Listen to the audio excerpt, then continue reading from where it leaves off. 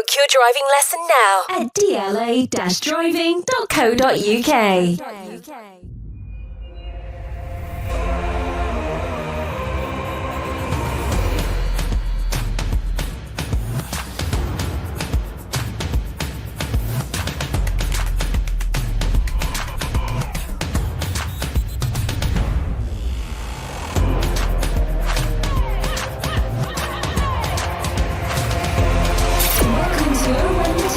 Sponsored by DLA Driving Schools. Hello and welcome to Oh When the Town.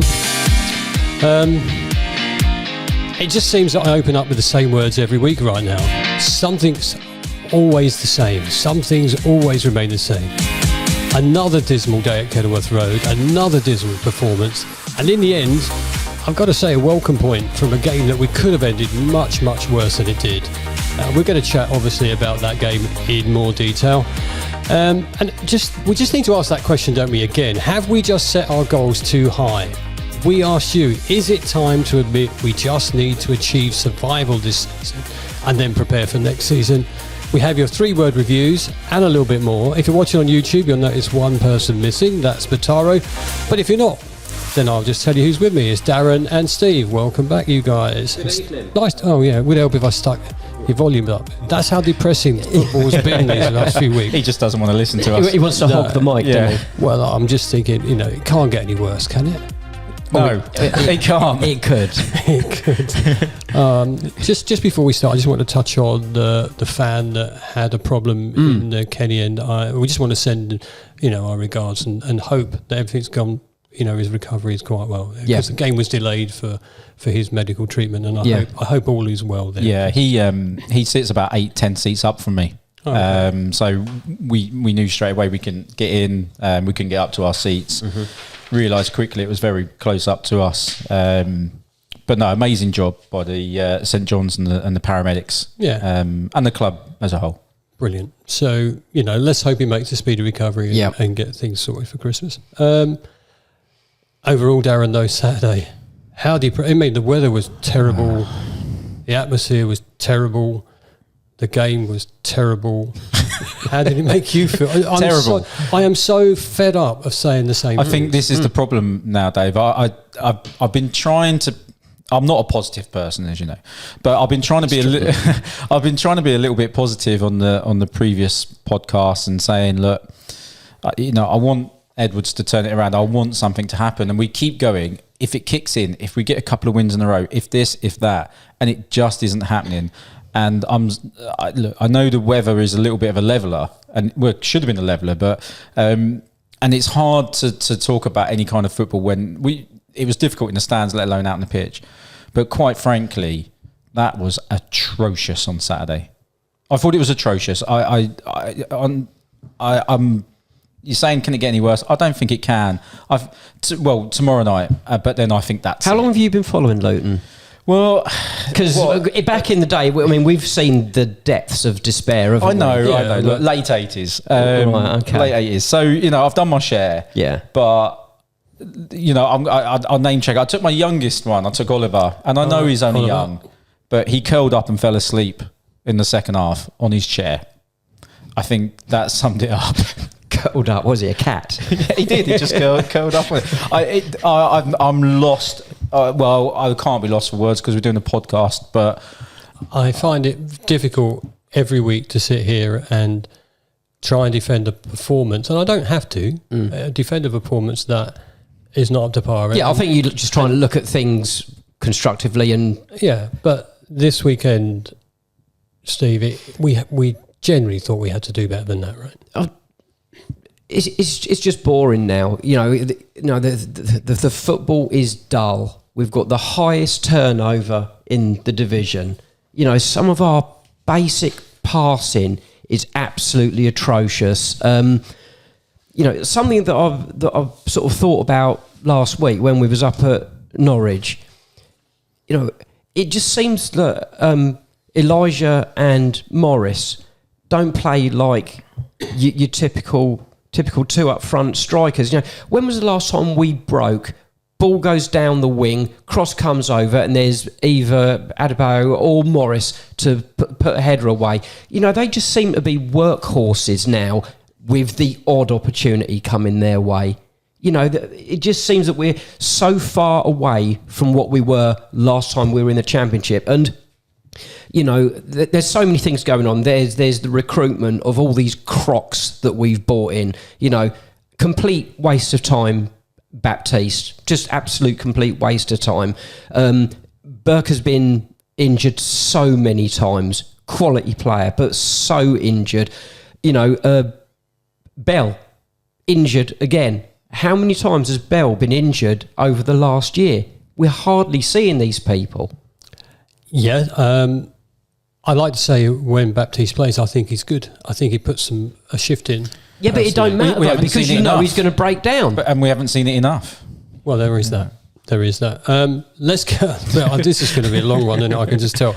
Let's get on to our three-word reviews for Luton Town 1, Swansea 1. Kilty says, a very lucky point. Craig playing terrible football. Mark, not good enough. Mick, struggling with basics. Sharon, poor defending again. There's nothing positive in these boys. James, Kenny atmosphere awful. Andy, heads have dropped. Benedict, very hard watch. Jamie, Kaminsky saved us. And Connor and many others said, same old story. You can pick one or two if you want to. Can I have all of them? Do you know what, Dan? I was going to say every single one. And this is off of a draw, by the way. Yeah. This is from a draw. You know. But Swansea were able to pass the ball about. Yeah. You know, a little bit in those conditions. Right. We need to say this about Swansea and their possession and their passing. Of the division, I think they're in the top 3 for possession over all games.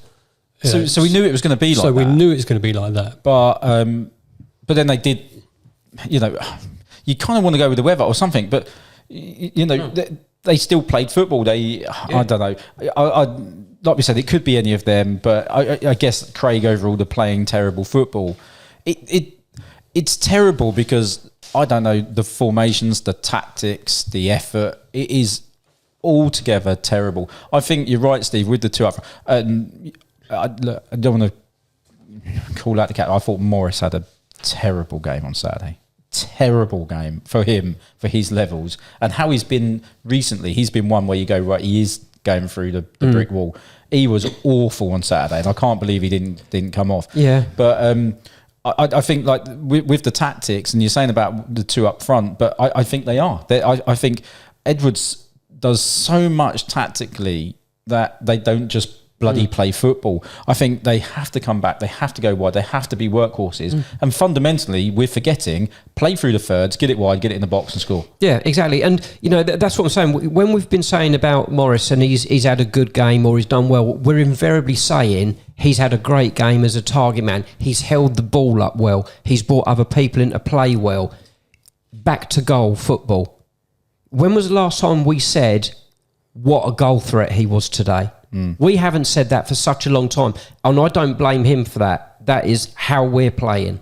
Do you think the players look low on their confidence now? Massive. Yes. Yeah, and I'll touch on it. I didn't like Edwards' interview straight after the game with Free Counties Radio. I thought it was terrible from him. First time I've been a little bit annoyed with him. Kind of almost laughing off a situation. Look, his interview later on, you know, to camera or whatever, was a little bit different, bit more constructive.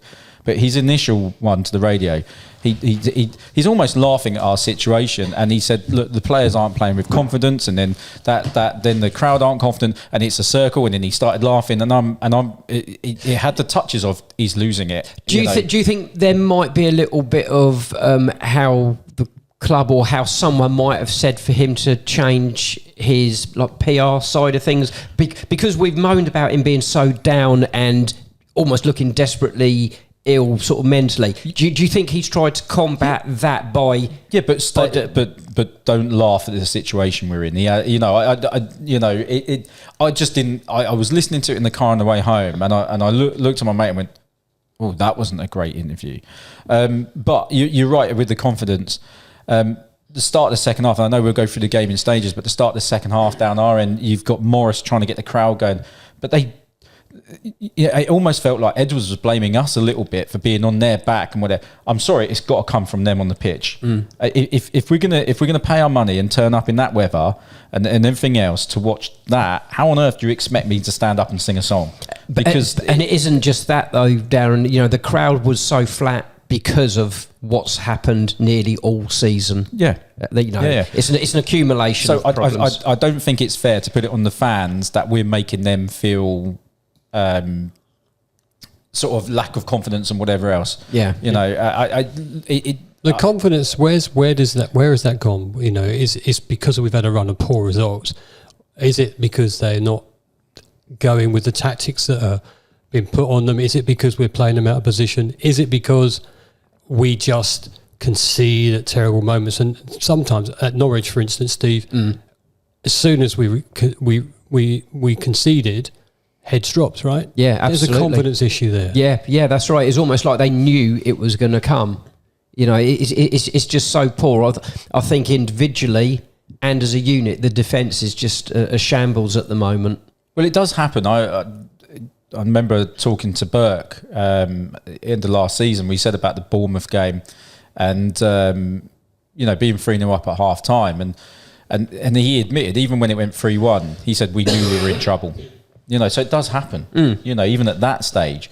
But it just, look, momentum's a great thing and good momentum, and we've had it for years, and you just carry on, but bad momentum must be a thing as well, and we just can't shake it, can we? We can't find a way to shake it. And I think, go back to the Premier League season, whilst we gave it a really great go in each individual game, there was still a losing mentality that came in because of the nature of the beast. You know, I think the effort that we gave and the way we went toe-to-toe and had a go at teams, I love that. I wouldn't have wanted it any different, but I thought we had a shocking pre-season, you know, whether it be the places that we went, the teams that we played, or how we dealt with sorting out the team and the fitness side of things. I thought that was just dreadful, and we've not recovered from it. And as I say, the Crocs that we've signed, you know, it's just injured again.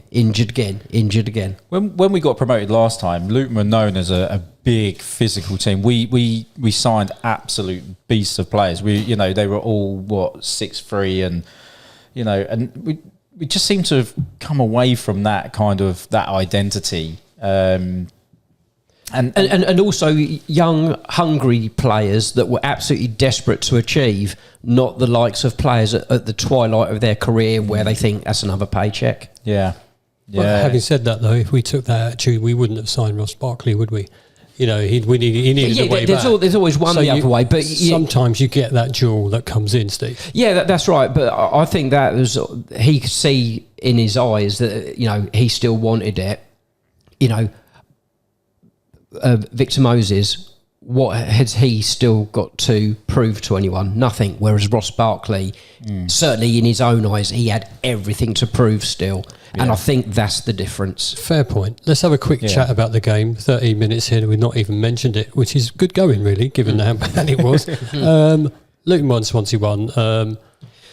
It's just Holmes, Nakamba and Moses in for Kraus, and Kraus also starting for Brown, Baptiste, Chong and Mengi.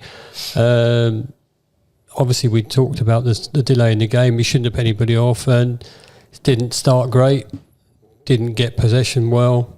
No. It was just, again, it was really depressing, yeah, wasn't but it? you just couldn't hold on to the ball. No. We couldn't. There was points where we didn't have the ball for, it felt like, several minutes. But we were against the wind in that first half. The wind, actually, you have to say, the wind was horrendous. It was brutal, yeah. And mainly against us. So you're going, right, it's the hard half, and, you know, Kaminsky's kicks, it was the classic going up and coming back, wasn't it? Yeah. So it was tough, and you're thinking, right, you're going to need 10, 15 minutes to work the weather conditions out, work the pitch out, and bed into the game. So I kind of forgave it a little bit. But Swansea were pigging that ball around and they were given the possession, maybe not making much progress, but they were keeping hold of it, and they were firing it around a lot, weren't they? And we couldn't stop that. But they weren't. Were they doing it in dangerous areas? What I want to say is, right, when you're at home, a home game, you want to get that possession, and you always expect, in my opinion, the team that's come in to have that moment where they go, right, we're going to go for it, fellas. We'll have 2 or 3 minutes, and then you settle into your rhythm, and then you progress, and you become the more dominant team. So I was waiting for that to happen, and it just didn't happen. No. I'm trying to think about us ever looking like the home team. Our home form actually isn't disastrous, but we never look like the home team. We never seem to impose ourselves on anyone, do we? Well, it's what we've said throughout the majority of the season. It's just, it was another performance where you thought, what are we trying to do? Yeah. How are we trying to play? And you couldn't really sort of see what we were trying.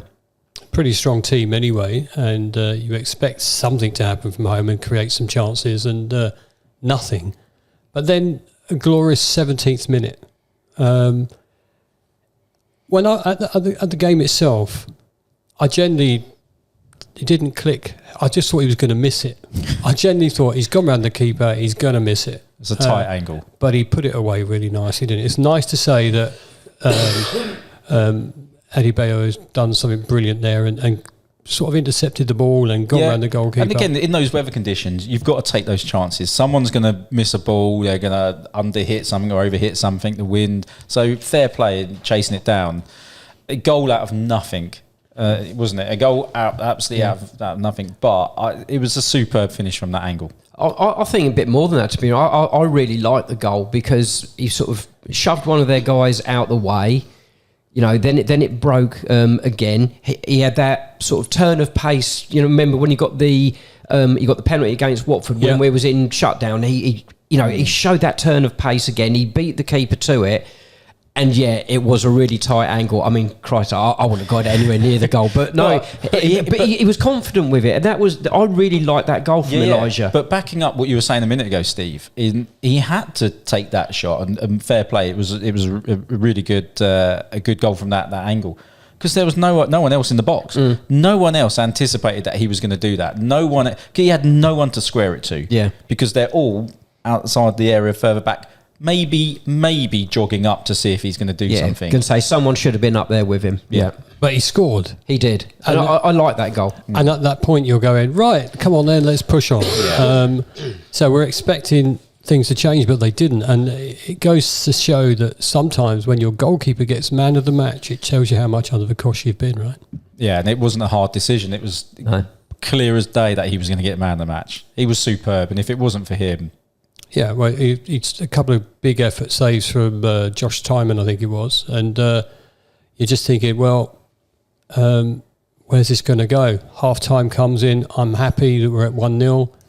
Because there's not a lot else to say about it. At 1-0, you're thinking, right. And again, you think hard half done. We've been into the wind. Yeah, we've seen how difficult. Got away with one there. Yeah. And you think, right, second half, here we go. We've got the wind behind us, which actually isn't always the easiest because you can overhit passes. But physically... Yeah, it's easier because you've got the wind behind you. And in fairness, the first 7 minutes of the second half were decent. I said they were down our end. We had 3 corners in a row, I think, and Clark and Morris were trying to get the crowd going. And you think, okay, right, let's get a second and let's see what we can do. But I think that was it. 7 minutes at the start of the second half is all we had, and then it reverted back to before. Yeah. Can we just talk about, because it's no point in sort of getting away from it, the possession levels from Swansea were brilliant, and their passing was really fizzing over the pitches. Passing was really accurate. Yeah, that. I like that. Right. Accurately said. Yeah, thank you. That. And every week I can't say that word. It's crazy, isn't it? And they were precise with their passing, and they were faster than us everywhere. But we seem to feel that nearly every team is sharper and fitter than us. At the moment, yes. Yeah. At the moment, yes. So I turned, when they got the corner that they eventually scored from, I just said, goal's coming now. Because just before the corner, they were appealing for a handball, or was it on McGuinness, I think? Never a handball. No, it wasn't. But they were really giving it a good go, though, weren't they? Yeah, here we go, refs. I don't like refs sometimes. And at the weekend, for me, he was pedantic in some decisions and some, take the free kick from here, take the throw in from here, go back here, go back here. So the VAR assistant in me would say, if you're going to do that, make sure the ball, when you're taking a corner, is overhanging that line on that quadrant and not 1 foot further in the pitch than it should have been. What was it really that much? It was a huge gap between the ball and the line. It was never anywhere near it, and they knew that. Okay, so if it's a couple of inches, it doesn't make any difference, does it? There's so many times when you watch the television or you're at a ground and everybody's going, oh, look at that, ref, and you go, come on, it's like centimetres or it's overhanging. Do you remember Coventry? Yeah. They were calling for it, and actually... Doughty, he didn't move the ball. Yeah, he it was just said, come on then, ref, come and have a look. Yeah. But at least jog over and have a look. Honestly, there was clear daylight between the ball and the line. I mean, substantial amount. And so when the ball goes over, we head it. Did we head it out? I can't remember. No, it just went. It was a play. It was a set play. It was a pass along the floor. Good movement, and he really struck the ball well. So it was a good goal, good strike. It was a good strike. But the ball came from a corner centrally to the edge of the penalty area, and no one was in that position or shutting it down. No.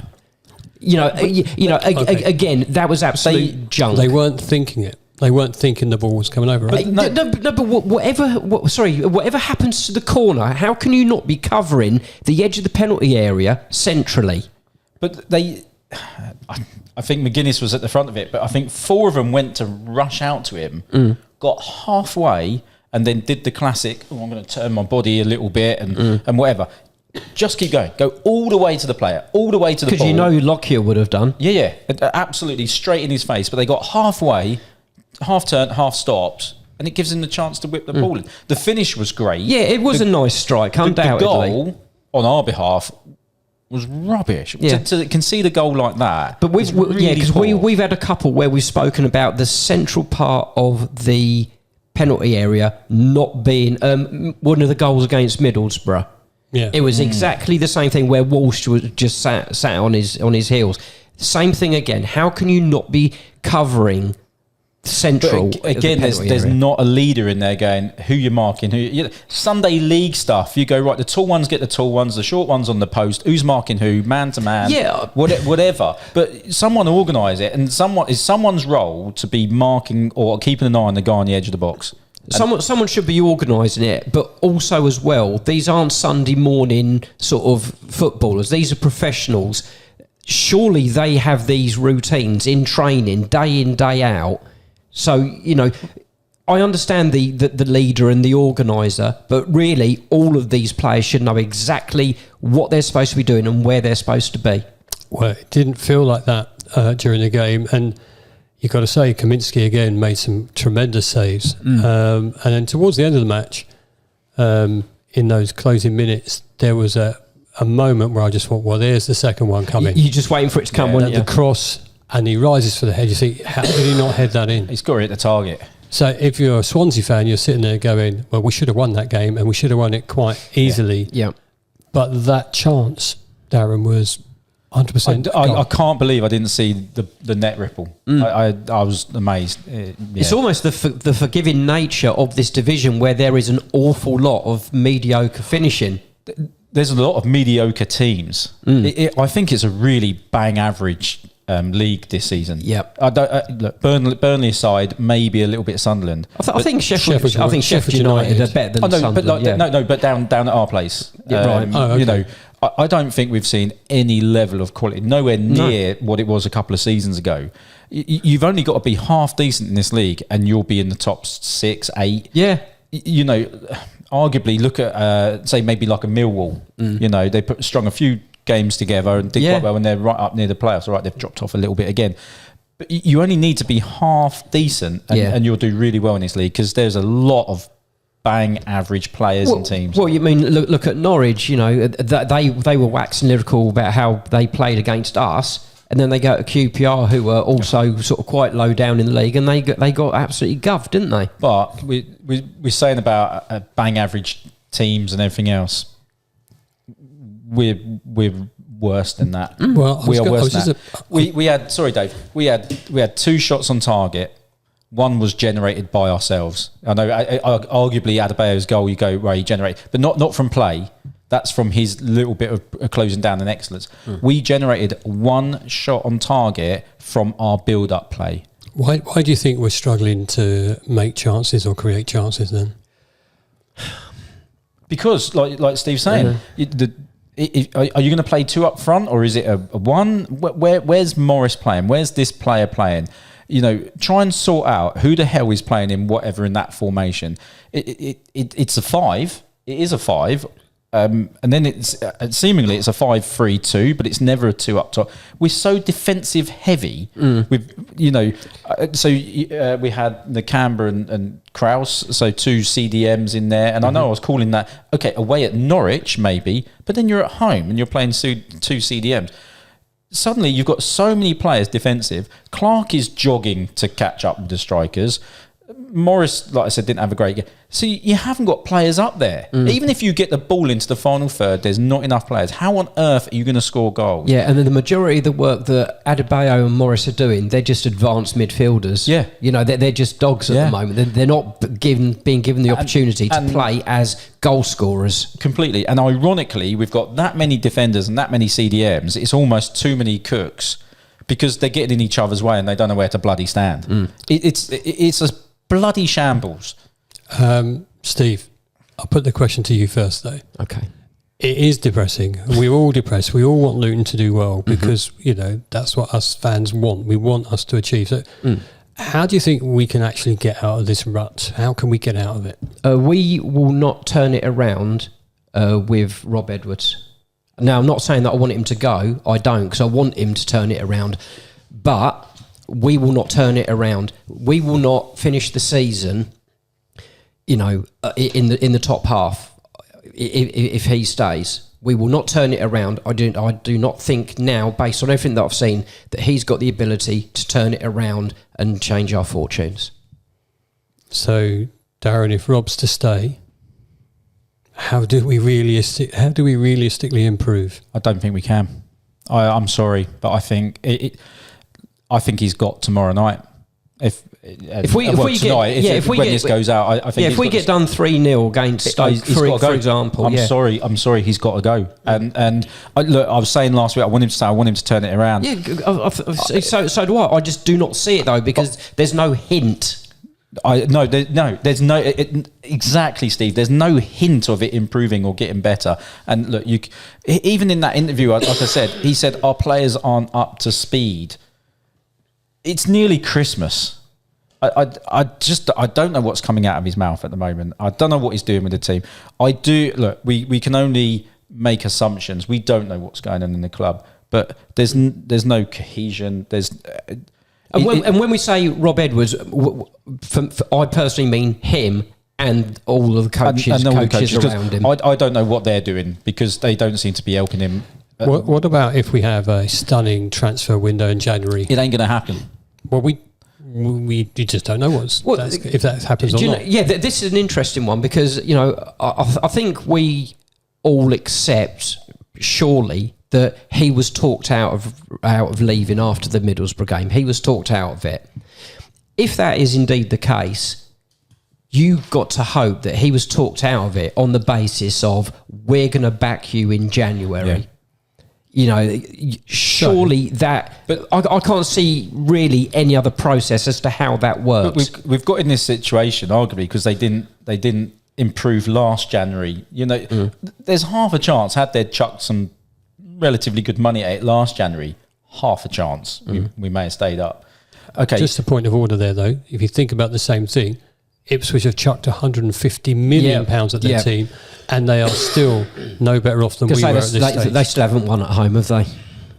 No, they haven't. No, granted, and it is a fair point, but I think Luton are very different. I think how we were last season, and arguably the Premier League is a little bit more stretched. I think this season with the teams having minus points last year, it kept it all. It was more realistic that we had a chance of staying up. I don't disagree. We had a chance, but just saying, but what I'm saying is they didn't want to chuck money to Edwards and the club last January.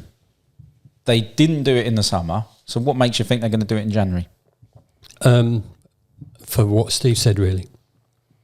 I think there is a reason that... Because they want to keep Edwards, and he's probably going, well, if you want to keep me, give me 15 million, whatever. If that was the process, and if Edwards didn't say that, then, surely that is the only way. I just can't see how that conversation would have gone any differently. Because there is no doubt that he was leaving. In his eyes, after that Middlesbrough game. Yeah. Wow. Our focus on the game was achieving survival. At the very least, we've got to achieve that. We're not going to be... if the results go wrong again when we play Stoke, we could be second bottom by the end of the evening. Mm-hmm. And that would probably be our true place where we deserve to be right now. And can we get out of it? And the team at the bottom hole have just changed manager, haven't they? They're doing something about it. Teams are starting to... And the Coventry one, by the way, is bonkers. But they obviously saw Coventry... Frank Lampard's Coventry. That's what Frank. Oh, it's Frank Lampard's. Yeah. As in like Wayne Rooney's. That's what they're called. Plymouth. Yeah, Frank Lampard's Coventry. Wayne Rooney's Plymouth. But Coventry moved. Maybe they saw a bit of a downturn or something, so they've made a move. Whether that's right or wrong, who knows? But look, Frank Lampard's gone in there. They lost X amount in a row. Then they've drawn and won. Who knows where they'll be at the end? But Hull are making a move. If you leave it too long, then you're in trouble. And those teams down there, the Portsmouth, the QPRs, they're picking up points. Okay, we picked up a point on Saturday, but you're right, Dave.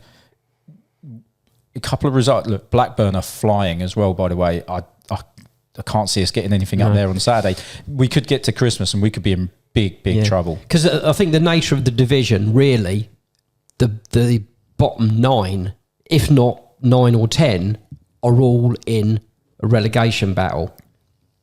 If we think that we're not, then we're delusional, because we are, and we are showing none of the attributes to get out of it. No. We've won, I know the Premier League's in there, we've won 6 games in the last 30, 6 games in whatever. We've got 35 games, yeah. 6 in the last 35, only one of them away from home. That would have been a really good stat if he'd have got it right. If I could read my handwriting, if I could have read my handwriting, it's amazing. Yeah, it lost all the power that phrase could you have had me at 6. But look, anyone else is changing things. Like I say, we're in a relegation battle. Yeah. No two ways about it. And what's worrying is, as we alluded to earlier, in my opinion, we're not showing any hints of improvement. Well, we asked you guys, is it time to admit we just need to achieve survival and prepare for next season? Paul said, you're right there, Bob? Bob Fleming. Yeah, okay. Paul said, I think so, unfortunately. I'm writing the season off with hope of gathering some momentum in the back end to take into next season. Would need a huge turnaround, which is hard to see right now, for playoffs to be consideration for this season. Naz says survival has to be the focus now, with 21 goals scored and 34 conceded. The balance just isn't there. Recruitment after relegation failed to address glaring defensive issues, and now January is now critical. We need commanding defenders and attacking reinforcements to ensure safety. David, not me, David said, I think that's apparent. Just need to show the signs of something to build up on for next season. As things stands, I would take 3 consecutive passes. Oh, yeah, I like that one. That's very good. Kyle, form is terrible, but even worse are performances. We are 100% in the relegation fight. Do I think we'll get relegated? No. But do we need to be worried about it and pick up points soon? But we do need to be worried about it and pick up points soon. Yeah. Joe says, if Edwards stays in charge, I would snap your arm off to finish above relegation zone. We're getting worse each week and the players lack confidence and interest. If we had a change of manager, who knows how high we'd finish, but can't say with Edwards in charge, we'd look in big trouble. I can say That's what he said. I can say with Edwards. I can't even read tonight either. LTFC Dave says, 100% just scrap it out for now. Personally, think we'll put a run together sooner or later, and it'll be a comfortable but dull last couple of months. Everybody in the club at the moment, I'll just say everybody in the club, what I mean was all the fans around the club are super down with performances, with there's just no excitement.